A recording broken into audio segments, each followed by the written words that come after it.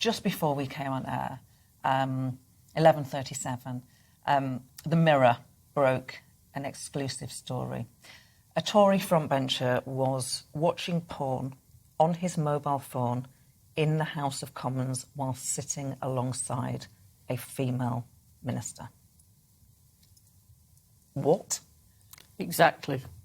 It should never happen, and whoever it is, and I have no idea, although I had heard the story, they should go. They should go, and that will mean their ministerial career is absolutely shot. Their parliamentary career too, probably, because that is totally and utterly, well, it's just not excusable in any way. And I think it's shocking. Pauline Latham, very clear there. I'm sure similar sentiments from you. I mean, it's absolutely disgraceful. It just shows how far we have to go to tackle what is going on, the sexism, the misogyny. We need to see more being done to address this. I mean, what can you say about this? This is just an absolute disgrace that would actually happen in the House of Commons. But it's symptomatic, I think, as well, of the culture.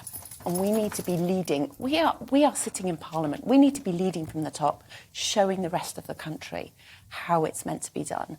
And things like making misogyny as a hate crime would go a long, long way to doing that.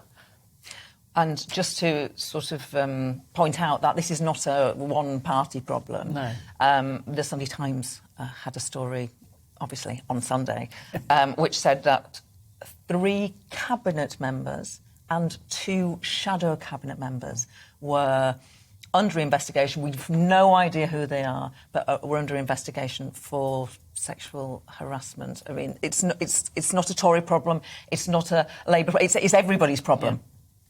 It is. And I think that if they're found guilty, then they should go too. I just think there's no place for it in any workplace. But, I mean, in Parliament, we are supposed to be leaders and we should be setting a really good example.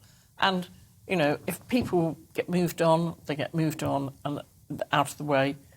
There are very talented people who can take their place. So it's not a case of not having the talent to replace them. It's a case of having the will to replace them. Make sure that we change the culture. We don't want this. We do not want this in Parliament. It's in any work setting, but especially in Parliament where we are supposed to be the leaders of the country. Very clear. I think also when we've got a media that is peddling this sexist, Yes. misogynist nonsense, that has to be taken head on and addressed and tackled. We need to see the government, this Tory government and the Prime Minister tackling that. And this is not about the distraction of freedom of speech. This is about the core cultures of making sure that we don't have sexism, misogyny in our society. We want to be able to, we want girls to be coming through seeing that actually politics is a place for them, or they can be in the workplace without facing sexism.